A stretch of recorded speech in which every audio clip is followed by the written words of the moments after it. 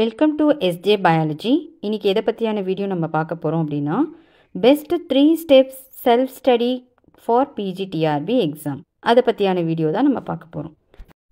First step reading, second revision, third practice. இந்த 3 ஸ்டெப்பும் தான் நம்மளுக்கு வெரி வெரி இம்பார்ட்டன்ட். வாங்க பார்க்கலாம். First reading. பேசிக்ஸில் நம்ம ஸ்ட்ராங்காக இருக்கணும். பேசிக்ஸை கிளியராக ரீட் பண்ணி வச்சுக்கணும். அதுக்கு உங்கள்கிட்ட எந்த புக்கு அவைலபிளாக இருக்கோ, எந்த புக்கு உங்களுக்கு கன்வீனியண்ட்டாக இருக்கோ அதை ப்ரிஃபர் பண்ணுங்கள். நிறைய மெட்டீரியல்ஸ் வச்சு வேஸ்ட் பண்ணாதீங்க. நெக்ஸ்ட், டெய்லி ஆர் வீக்லி டார்கெட்டை ஃபிக்ஸ் பண்ணிக்கோங்க. டெய்லிங்கிறது எதை வச்சு நான் சொல்கிறேன் அப்படின்னா, எக்ஸாம் டியூரேஷனை பொறுத்து தான். எக்ஸாமுக்கு டைம் அதிகமாக இருந்ததுன்னா வீக்லியும், டைம் கம்மியாக இருந்ததுன்னா டெய்லியும் செட் பண்ணிக்கோங்க. இந்த டெய்லி ஆர் வீக்லின்னு சொல்கிறது எக்ஸாம் ஷெட்யூலை பொறுத்து. ஒரு பர்டிகுலர் டாப்பிக்கை கம்ப்ளீட் பண்ணணுன்னு ஃபிக்ஸ் பண்ணிக்கோங்க. And next step, group discussion. Group discussion self ஸ்டடின்னு சொல்லிட்டு குரூப் டிஸ்கஷன் சொல்கிறீங்களே அப்படின்னு நினைக்கானா, டெய்லியும் என்னென்னலாம் படிக்கிறீங்களோ அதை உங்கள் ஃப்ரெண்ட்ஸ் சர்க்கிளில் ஷேர் பண்ணிக்கோங்க, இல்லைன்னா டிஸ்கஸ் பண்ணுங்கள். அப்படி டிஸ்கஸ் பண்ணும் போது உங்களுக்கு அது ரிவிஷன் பண்ண மாதிரியும் இருக்கும். Different angle and different opinion கிடைக்கும் ஒரு டாப்பிக்கை பற்றி. ஸோ அதனால் ரிவிஷன் பண்ணுறது மாதிரி ஒரு ஈஸியான டிப்ஸாக இது இருக்கும். யாருமே இல்லை அப்படின்னா ஒன்றும் பிரச்சனை இல்லை. கமெண்ட் செக்ஷனில் நான் இன்றைக்கி இந்த டாப்பிக்கை கம்ப்ளீட் பண்ணேன் அப்படின்னு மெசேஜ் பண்ணுங்கள். இது உங்களுக்கு கண்டிப்பாக ஒர்க் அவுட் ஆகும். கிவ் அப் பண்ணாமல் படிக்கிறதுக்காக தான். இது சாதாரண ஒரு சின்ன ஸ்டெப் மாதிரி தெரியும், பட் இது நல்லா ஒர்க் அவுட் ஆகும். ட்ரை பண்ணி பாருங்கள். நெக்ஸ்ட், ப்ராக்டிஸ் மோர் கொஷின் பேப்பரை நிறைய ப்ராக்டிஸ் பண்ணுங்கள். இதுதான் ரொம்ப ரொம்ப முக்கியமான ஒரு விஷயம். ஆன்லைனில் நிறைய கொஷின் பேப்பர்ஸ் அவைலபிளாக இருக்கும். அதை ட்ரை பண்ணுங்கள். டெய்லி ஆர் வீக்லி, நான் முன்னாடி சொன்ன மாதிரி தான் எக்ஸாம் ஷெட்யூலை பொறுத்து டெய்லி ஒரு டெஸ்ட்டு போடுறதும் வீக்லி ஒரு டெஸ்ட்டு போடுறதும் எக்ஸாம் ஒரு நோட்டிஃபிகேஷன் ஷெட்யூலை பொறுத்து நீங்கள் அதை ஆல்டர் பண்ணிக்கோங்க. பட் டெஸ்ட்டுன்றது ரொம்ப முக்கியம். ஒரு டாப்பிக்கை படிச்சுட்டே இருந்தால் மட்டும் பத்தாது, அதை உங்களை எவாலுவேட் பண்ணிக்கணும். எந்த அளவுக்கு அந்த டாப்பிக்கை நம்ம புரிஞ்சிருக்கிறோம் அப்படின்னா ஒரு டெஸ்ட்டை எழுதி பார்த்தா மட்டும்தான் நம்மளுக்கு தெரியும். அதனால் practice more important. Second step, revision. இது அடுத்த ஒரு வெரி எஃபெக்டிவ் ஸ்டெப்புன்னே சொல்லலாம்.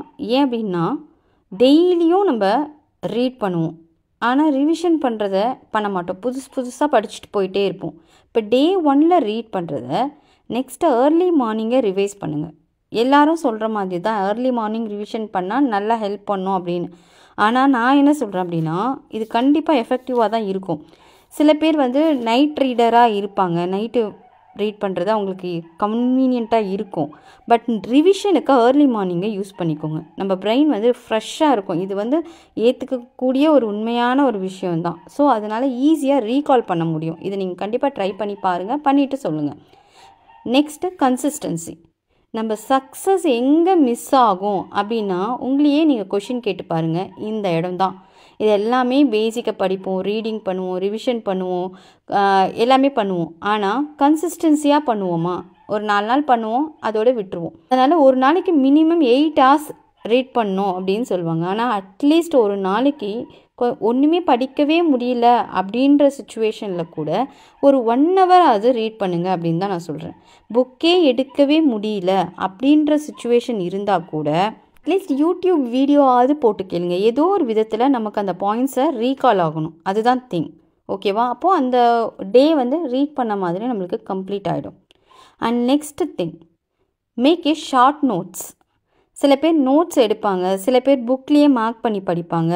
இதெல்லாம் இருக்கும் ஒவ்வொரு கைண்ட் ஆஃப் பர்சன் பொறுத்து. பட் நான் என்ன சொல்கிறேன் அப்படின்னா, ரொம்ப முக்கியமான பாயிண்ட்ஸை மட்டும் நோட்ஸ் எடுங்க. அதுவும் உங்களுக்கு மறக்கிற மாதிரி இருக்குது இல்லையா, அதை மட்டும் நீங்கள் நோட்ஸ் எடுங்க. ஒரு யூனிட்டோட ரீகேப் மாதிரி பாயிண்ட்ஸ் எழுதுங்க. எல்லா பாயிண்ட்ஸையும் எழுதக்கூடாது. இந்த மாதிரி நோட்ஸ் எடுத்திங்கன்னா அது உங்களுக்கு ஈஸியாகவும் இருக்கும், ரீகால் பண்ணுறதுக்கு யூஸ்ஃபுல்லாக இருக்கும்.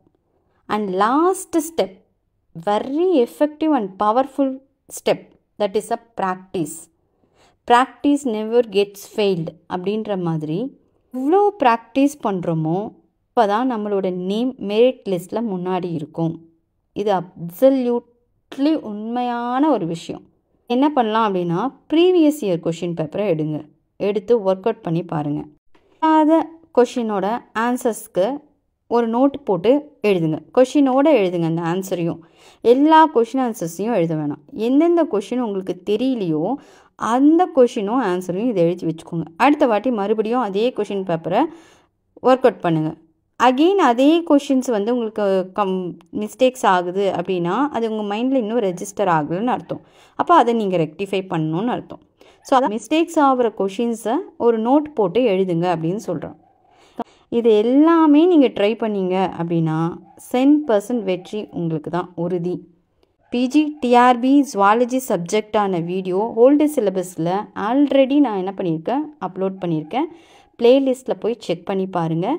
நியூ சிலபஸ்க்கான வீடியோவும் யூனிட் வைஸ் 1 by 1 அப்லோட் பண்ண போகிறேன். ஸோ அதுக்காக எஸ்ஜே பயாலஜியை சப்ஸ்கிரைப் பண்ணிக்கோங்க, ஃபாலோ பண்ணிக்கோங்க. தேங்க்ஸ் ஃபார் வாட்சிங்.